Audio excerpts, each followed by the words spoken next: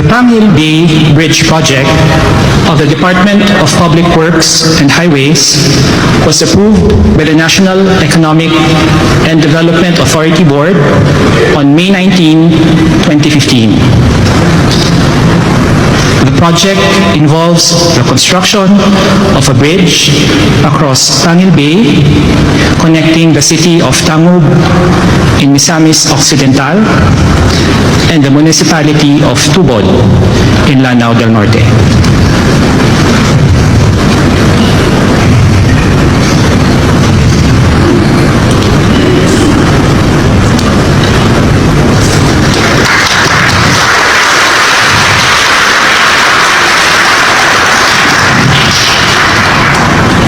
Thank you very much, Secretary and Ambassador. We shall now proceed to the signing of the loan agreements. May we now request Treasurer Roberto Bitan and Chief Representative Ong Yo-kyun, who is representing KEXIM Deputy President Hong Yong-pyo, to conclude the signing of the loan agreement.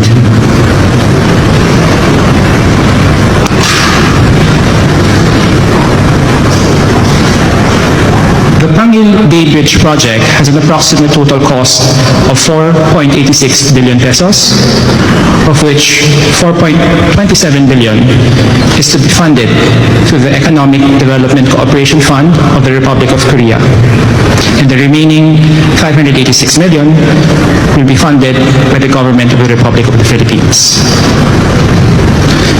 The project is responsive to the objective of the 2011-2016 Philippine Development Plan on prioritizing the upgrading of the quality and capacity of existing transport infrastructure.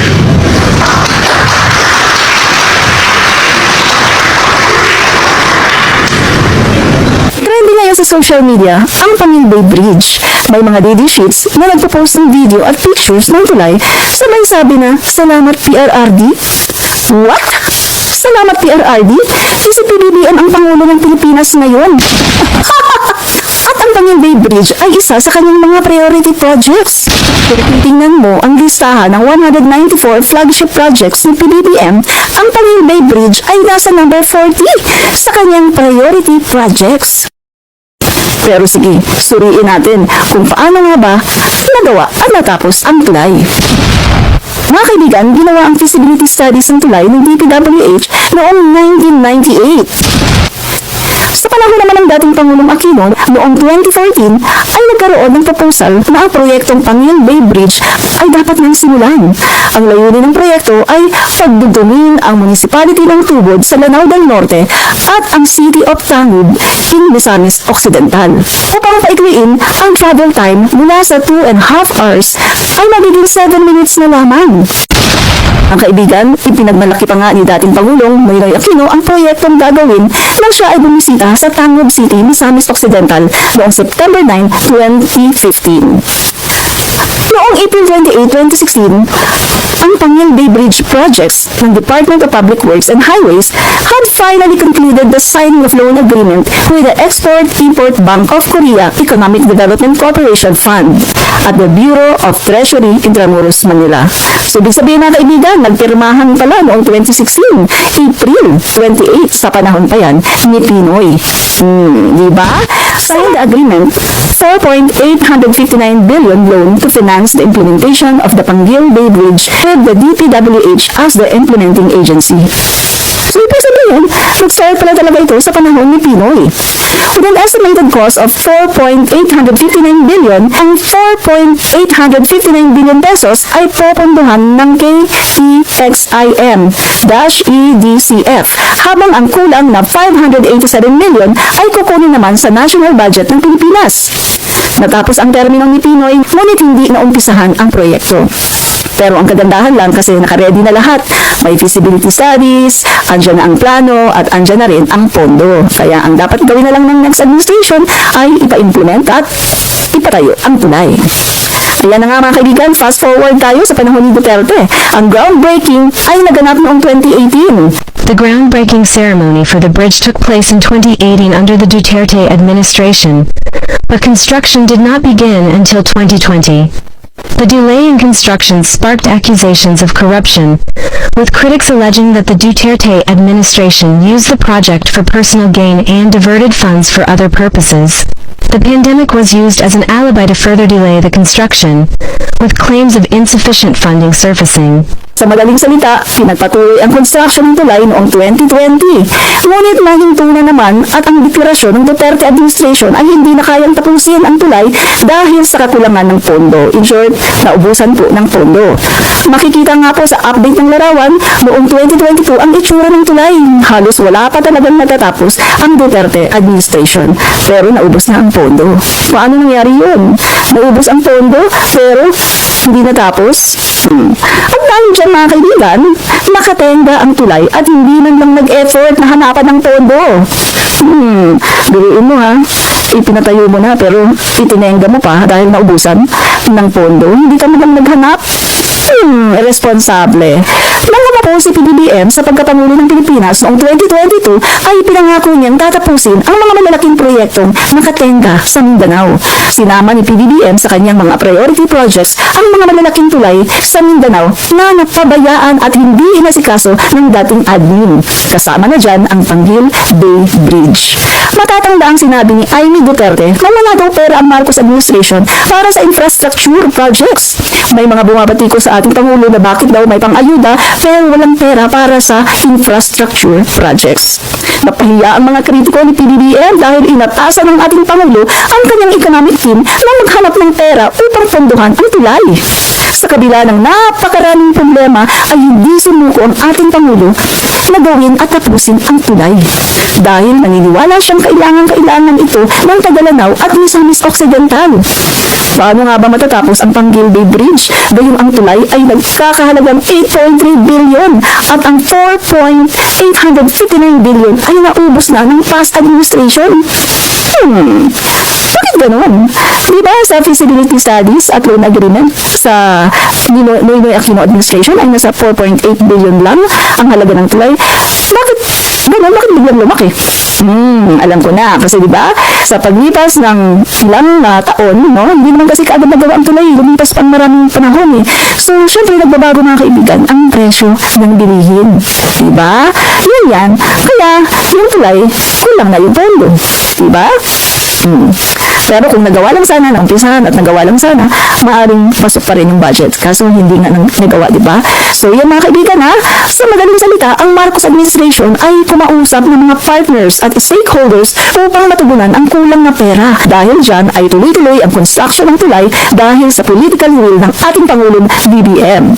Kaya mga kababayan, kung susuriin natin, halos wala namang effort na ginawa ang Duterte administration dahil pag-upo ni Duterte ay nakalatag ng proyekto, feasibility studies at may pondo na rin. Samantalang si PBBM, pag-upo niya ay naghanap pa siya ng pondo para lang matuloy ang proyekto. Kaya naman, kung titignan natin, ay sa dalawang Pangulo ng Pilipinas lang natin pwedeng i-credit ang proyekto. Walang iba kundi kay Pinoy na nag-uumpisa at naghanap ng pondo. At higit sa lahat ay si PBBM na naghanap ng pondo na kulang upang matapos ang proyekto. Tama ang narinig mo mga kaibigan, may credit din si Pinoy dito dahil siya ang nag-start ng proyekto. Ngunit dahil si PBBM ang mas maraming natapos at naiambag sa construction ng tulay, kaya kay PBBM ito credited. At isa pa, hindi naman si Pinoy ang Pangulo ngayon, kundi si PBBM. Kaya sa mga fake news peddlers, sa mga DD sheets, mahiya naman kayo.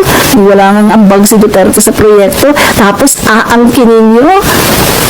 My gosh, kapal naman ang face nyo. Baka biglang bumangon ang dating Pangulong Aquino at hilahin ang mga paa nyo at sasabihin na, hoy, walang ambag dyan si Duterte dahil ako ang nagpaumpisa niyan. Diba?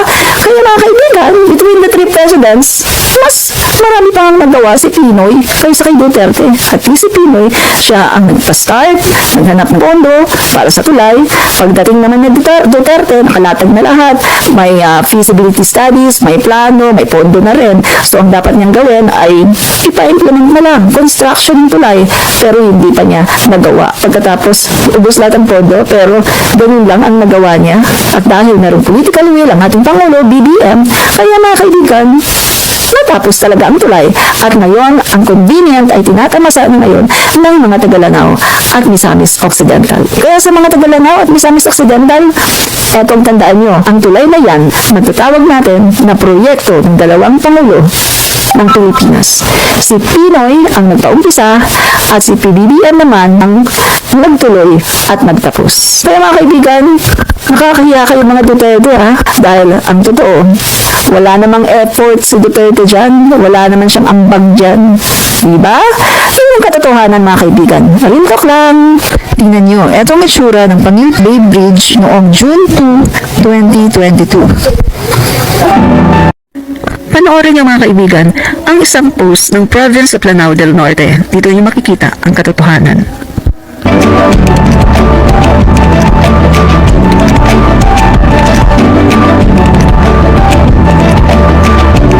Pangil Bay Bridge. This has been a long dream of our people.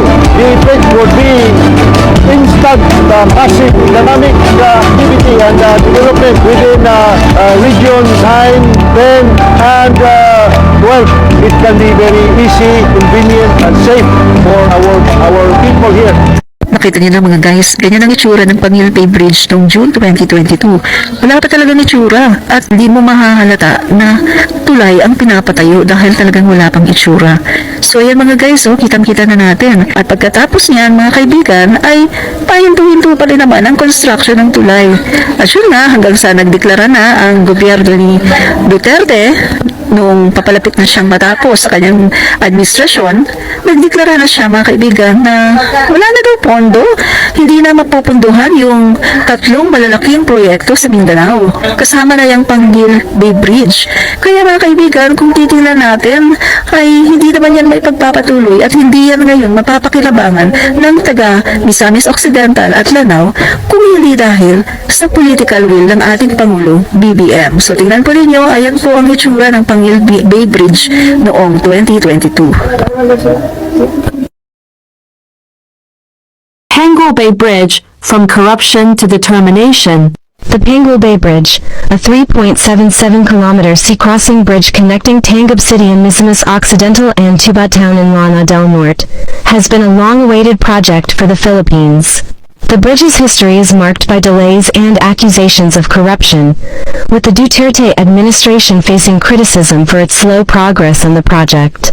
However, under the leadership of President Ferdinand Bongbong Marcos Jr., the bridge was finally completed and inaugurated in September 2024.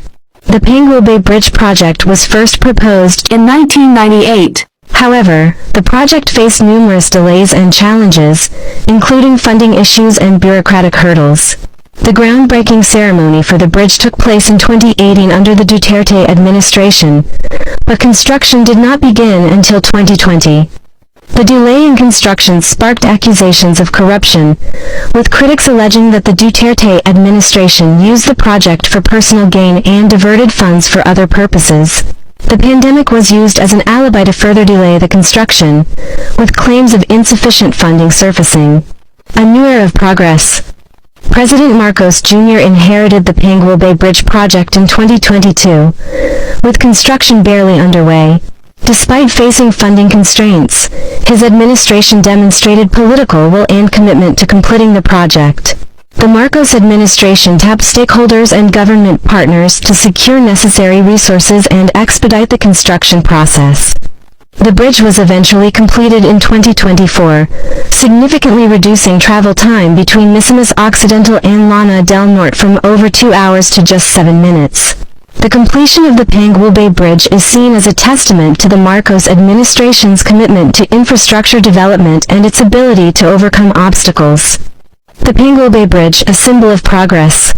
The Panguil Bay Bridge is a significant infrastructure project that will have a profound impact on the economic development of the region. The bridge is expected to boost trade, tourism, and investment in the provinces of Misamis Occidental and Lanao del Norte. It will also improve connectivity and facilitate the movement of people, goods, and services, ultimately contributing to the overall economic growth of Mindanao. The completion of the Panguil Bay Bridge is a testament to the importance of political will and commitment to infrastructure projects. It also serves as a reminder that corruption can hinder progress and damage the country.